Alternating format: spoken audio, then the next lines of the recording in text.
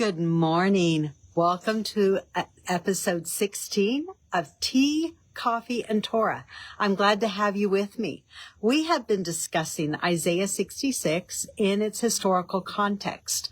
A lot of scholars simply look within the Hebrew text itself, and that is excellent. That is a great place to start. But we also need to take into consideration the literature of the day, the ideas of the day. No nation exists in a vacuum. So it's really important that we have a frame of reference for what the prophets are talking about, especially in the case of Isaiah. Because when we ignore history, when we just don't take the time to research it, we lose valuable resources that can strengthen our faith, that can strengthen our resolve, and make us a people where we cannot be led astray. And that's really what this is about, because it is in truth that we have liberty. It is in truth that we cannot be led astray by pastor, politician, even rabbi. It doesn't matter who it is. When we're grounded on the text, sola scriptura, we become very, very strong. Now, the text itself does have its limitations because we don't always understand. We are so far removed. When Isaiah wrote his testimony, when he wrote his book, he was writing to a people that knew what he was talking about. He didn't have to clarify everything because everybody knew. It would be like me right now clarifying what a tablet is, or what a computer is, or what an iPhone is. I don't have to clarify those things because you guys know. So for Isaiah, kind of the same thing. When he talks about the history, when he talks about the evidence, and he criticizes things, his readers and the people he was addressing would have known what he was talking about. So this morning, I do want to comment on my Yellowstone National Park mug. This was from our 2017 trip across the country. It was amazing. Yellowstone is a lot of fun, seeing Old Faithful. I highly recommend seeing the amazing wonders that God has created for us, because it is seeing his handiwork, and it is just seeing the evidence of the awe and beauty of nature. So if you ever have an opportunity to make a trip, enjoy it. So we have been talking about the incense for the altar, specifically the altar that was used in the tabernacle and the temple. We've discussed how this incense had a very sweet and pleasing aroma. This incense was based on frankincense, saktia, and compounds that were available to Israel, but also compounds that provided a cleansing effect. They were very, very sweet. And they also had medicinal properties. They boosted immunity. They helped with asthma, and they purified the air. The other factor that comes into this, when an Israelite would have walked by the tabernacle, you may be down on the street below, or walked by the temple. The other thing they would have smelled, other than incense that was done in the morning and evening, was the baking of the showbread. So if you can imagine living in that time period, and as the priest would bake the bread, you'd have this sense of maybe a euphoric reaction, emotional reaction to the baking of bread, the smell of sweet incense. It would have been something that would have been very special to the people. Now, for us removed today, we do not think of those things in context of a place of worship. For us, there may be a potluck after church or after services, but that is something where everybody brings their own thing. It's hodgepodge. It's thrown together. There's no real consistency to it. With this, there was an absolute consistency to it. And it was something that, you could get up every morning based on when these things were done. And it was very much something that was part of Israel's culture and Israel's community. So with this, we find that one of the criticisms throughout the Hebrew text is this dualism with the temple in Jerusalem, as well as all these other high places. And you find that, and we're going to get into the high places in a future discussion, because it's really important to kind of understand their evolution, both from an archaeological perspective, but also from a textual perspective. So what you find, though, is that there was really kind of this homeostasis between the temple in Jerusalem and all the high places. Originally, the high places during the days of Samuel, which we'll discuss later on, became alternate places of worship. They became actually things that were not really criticized because Israel had no other options. They had no other access to a tabernacle during that time period. But then what you find is that over time, especially with the reign of Solomon, they became very profane places of worship. So Kings and Chronicles tells us that Solomon's wives turned his heart astray. He began to worship in the high places. He actually built high places, and that is what we find occurred at Tel El-Rod. The high place at Tel El-Rod was very much paralleled on the temple in Jerusalem. You actually find that the temple in Jerusalem becomes a plan for all the pagan temples. Well, and I'm not going to say they were all pagan, because you find that they combined the worship. So you had the worship of Yahweh and you had the worship of maybe Baal and Asherah at all of these pagan high places. So they were kind of a quasi place. You know, the temple in Jerusalem could have been 2-3 days journey. So the high places allowed something that was immediate, something close to your hometown where you could go and pray and access God, and often even access the Levitical priest. But the reason for this, we're going to be discussing again over the next couple discussions, really comes down to the political scene in Jerusalem. So again, originally these high places coexisted with the temple in Jerusalem. Even though they were criticized, they weren't really something that was overtly profane. You find that the incense altars at Jerusalem would have been something that would have followed the Levitical protocol. But then we find something very interesting. Right around the reign of Uzziah, you find that towards the end of his reign, he departs from Yahweh. And one of the things that it talks about he did was he began to burn incense at these pagan altars. Uzziah's reign, he reigned for 252 years, and much like Ramesses' reign, Ramesses II in Egypt, this presented issues of succession. Ramesses lived so long that a lot of his heirs died before they ascended the throne. And when Meneptah came to the throne, he was very old and only lived a few years and reigned a few years. The same thing occurs with Uzziah's reign, where you have Jotham who ascends the throne, and then very quickly Ahaz ascends the throne. So this is a succession very quickly within the course of probably about 8 to 16 years. All of these things are kind of transitioning. So what you find, though, with King Ahaz, and when you look through the biblical text, it talks more than any other king in Israel's history about the profane incense that Ahaz burned. And not just in all these high places, but it says that he took out the altar, the incense altar in the temple in Jerusalem. He took it outside so he could burn his own incense. He also did this, it says, in every corner of Jerusalem, he began to burn incense. Now, the excavations at Tel El-Rod actually provide great evidence for what happened specifically under King Ahaz. And I'm going to get the exact dates. I don't necessarily remember these, off the top of my head. So we find that the temple at Tel El-Rod was primarily in use for a 40 to 50 year period. This would have been around 760 to 715. So even though it was built by King Solomon right around maybe 740 BCE, it was destroyed by the Edomites and the Philistines. Then it was rebuilt by either Asa or Jehoshaphat. We're not sure one. It was rebuilt, the fortified, because you never had a temple outside of a fortification. The temple was always part of that fortification that secured your borders, that protected trade routes. And that is what this original Tel Arad location did, is that protected Israel's trade routes in the very lucrative spice trade between Mesopotamia and Egypt, and also between the Arab nations. Well, you find that during periods of apostasy, it came under siege.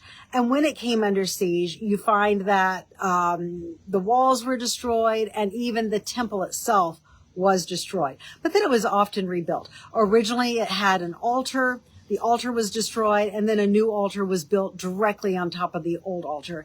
And the altar does indeed follow the protocols of Exodus regarding unhewn stones being used to build this altar.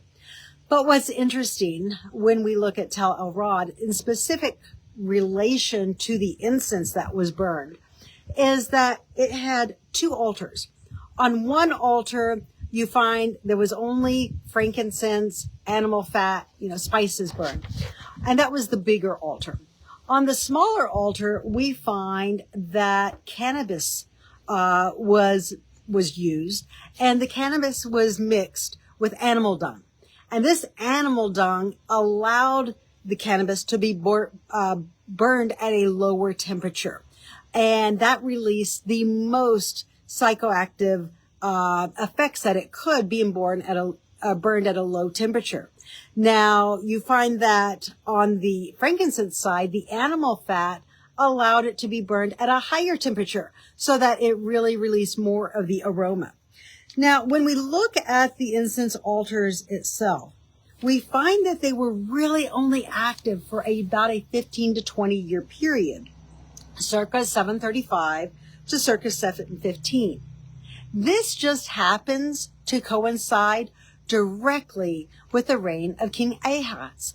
And it isn't by accident that scripture throughout Kings and Chronicles both tell us of Ahaz's profanation and his reliance on burning incense. Like there's this inordinate emphasis placed on burning incense everywhere. So what happens? You have in the older times, traditional Israelite times, where an incense was burned, to produce a sweet smelling aroma, maybe hide the sense of the city, but also think of it as a sacred place where Yahweh is dwelling, because that is the promise that is given in scripture, is that Yahweh would physically dwell there.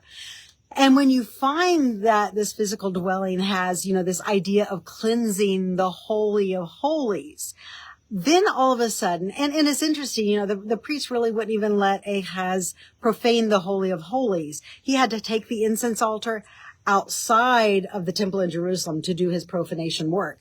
But you find that it is in this era that not only in Israel, but also throughout Greece and the Mediterranean, that all of a sudden, cannabis, marijuana becomes the incense of choice.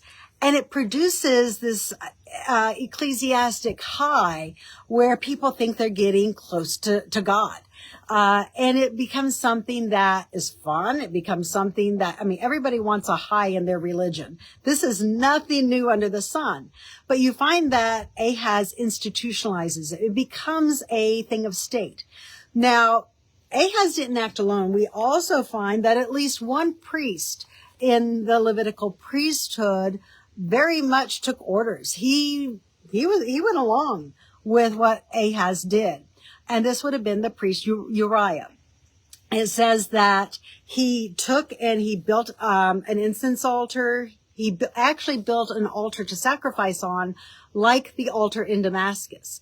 Now, it's interesting that this is mentioned because we do find that the building period, now remember, the temple as well as the fortification that there at Tel Arad would have been destroyed, I think it's 3 or 4 times prior to Ahaz coming into power. And I think this building level is called the 8th building. It begins with 11, and you have, it's destroyed, it's rebuilt, it's destroyed, it's rebuilt. And I believe it's right around the 8th building phase that Ahaz rebuilds this temple, Uzziah rebuilds the temple. Uzziah rebuilds the temple, but then it's Ahaz that builds these incense altars that are really competing. Now, I do want to refer to something that is a little bit earlier. When we look at the reign of Rehoboam, one of the things that he's criticized for, and let me find my notes here, because I'm kind of jumping all around here a little bit. It says that during the reign of Rehoboam, that they had standing stones. It says sacred pillars and wooden images under every high hill. And this is 1 Kings 14:23. Now, what's interesting to this reference of standing stones, and this is one way we can definitely identify Tel El-Rod as a high place, is that the temple at Tel El-Rod had standing stones. There were 2 of them. Now, they were plastered with plaster, and originally they probably had some inscription or some effigy on them, but that has been destroyed throughout time. But at one time it did have it. So we do have references and criticisms very early to this Tel El-Rod high place. So again, originally it would have had an altar. Originally it would have had an incense altar, one incense altar. And we find that the worship of Yahweh was commingled with the worship of Asherah at this high place. But then by the time we get to Ahaz, this new incense is introduced to Tel El-Rod, where people begin to get high. Now, how can we distinguish and how can we know that cannabis was not part of the original ingredients of the sanctified incense of the holy place? Well, one reason is that throughout Exodus and Numbers, and Exodus and Leviticus, and even a couple places in Numbers, it is stressed that it is sweet. The incense is sweet. It's a sweet savor. If you've ever smelled marijuana, you know that it is anything but sweet. It's very pungent. It's very strong and not necessarily bitter, but just very, very pungent and not sweet in the slightest. So this is one way that we can distinguish between them. The other thing that we find is that during the reign of Ahaz, the priesthood became very defiled. You find that the priests did a couple things. They either fled Jerusalem, seeking to serve Yahweh in other places, or they were actually probably physically cast out from the priesthood. And we're going to return to this in our next episode, because I am trying to keep these short, and see how Isaiah 66 actually refers to this corruption in the priesthood, and how priests are fleeing to other high places in order to worship Yahweh, because they can't do it in Jerusalem.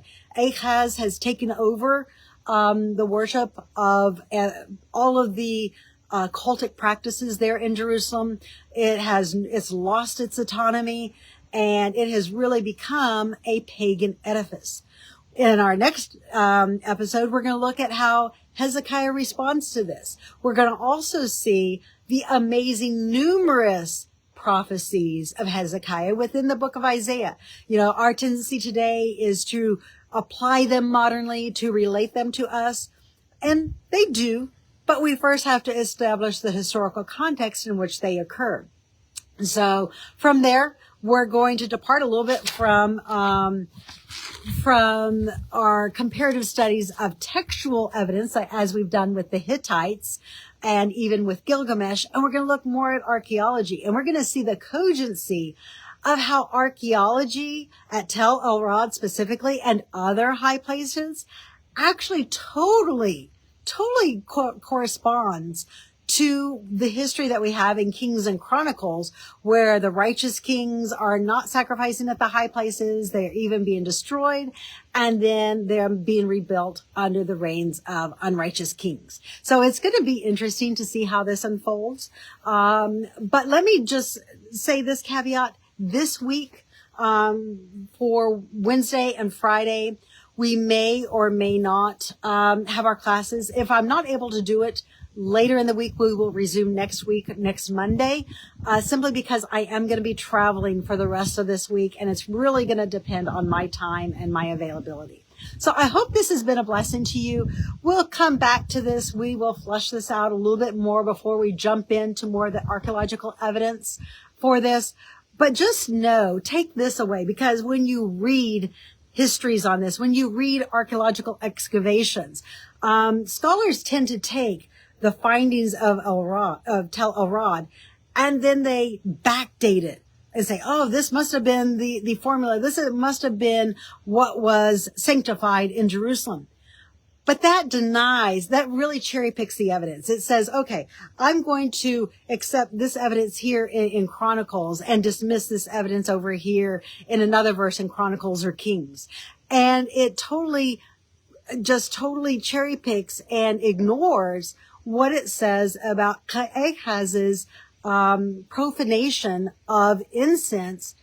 And we can really rely on this because the archaeological dating totally corresponds to the reign of King Ahaz. So I hope that's a good takeaway for you today. We'll come back to this again either on Wednesday or next Monday, and I hope you have a fantastic week. I hope you've enjoyed these, and please drop your comments below. I'd love to hear your responses. I'd love to hear your input. I've had some great input. I've learned from the input, or it has helped me be able to share a perspective maybe I haven't thought of before. So thank you so much. And I hope you have a wonderful week. Shalom.